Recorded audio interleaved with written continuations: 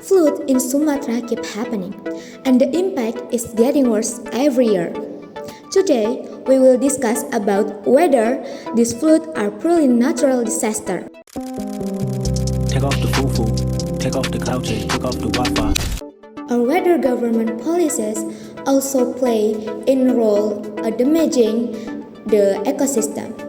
This discussion involves flood victims, environmental activists, government officials, and environmental experts. I will start with the flood victims. How do you feel about this situation? We are tired of hearing the same excuse every year. They say it's heavy rain. They say it's natural causes. But the floods are much worse now. The water rises faster and takes longer to go down. Our houses are damaged, crops fail, and children cannot go to school. We are not asking for much. We just want to stop being flooded every rainy season.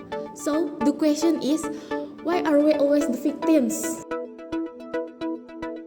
That's what flood victims feel. Okay, now I will ask opinion as an activist.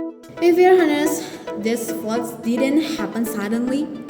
They are of policies that allow forests to be destroyed. Palm oil plantation keep expanding. Mining, both legal and illegal, continues. This happened because permits are given or violations are ignored. If supervision were strict, the damage would not be served. So we should stop blaming the rain. The real problem is police choices that sacrifice the ecosystem. Okay, keep calm. This situation is getting hard. The government is being blamed. How do you respond as an government? We need to clarify, the government cannot be blamed for every disaster. Sumatra is facing extreme rainfall due to global climate change, which is beyond full government control. All for legal procedure, development is needed for economic growth and job creation. We are always present during flood, providing aid and recovery effort. However, we are open to evaluation and improvement. That's exactly the problem. The government always act after the flood, not before it happened.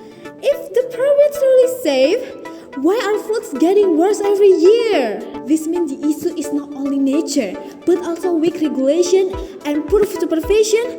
Economic growth should not be paid for with people's safety. Okay, to mediate this debate, how the scientific explanation?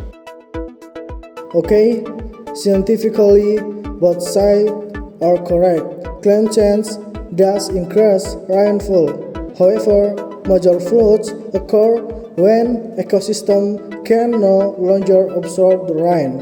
Forests, soil, and rivers act as natural protection system. When forests are cleared and land is damaged by mining, the system lose their ability to hold water. So, rain is the trigger, but ecosystem damage is the main cause of severe flooding. That is why flood solution must focus on prevention, not only emergency response. From this discussion, we see that flood in Sumatra cannot be explained by only one factor.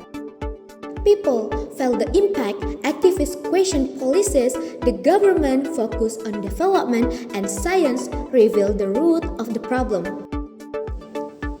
If policy and ecosystem protection are not balanced, floods will continue happen.